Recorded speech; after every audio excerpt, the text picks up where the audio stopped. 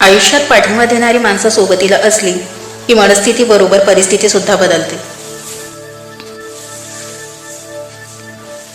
आपल्या आयुष्यात येणारी माणसं ही झाडांच्या अवयवांसारखी असतात.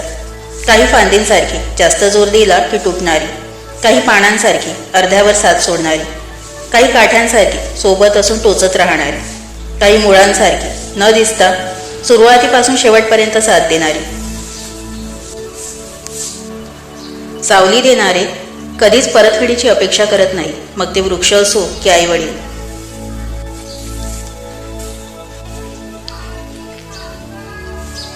दुसऱ्याच्या मनातील भावना कळायला आपले मन देखील निर्दोष असावे लागते. आपल्याच मनात दोष असेल तर दुसऱ्याच्या मनातील चांगल्या भावना कशा कळतील.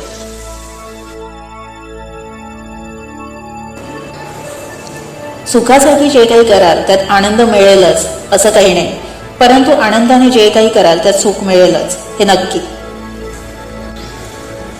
जीवनात कितीही वाईट प्रसंग येऊ द्या, चांगलं वागणं कधी सोडायचं नाही. आयुष्यात जे तुम्हाला मान देऊन सोबत घेऊन जाईल त्यांचाच मान राखा, कारण या जगात मान देऊन कान भरणारे आणि तोंडावर गोड बोलून पाठीमागे वाईट बोलणारे खूप आहेत.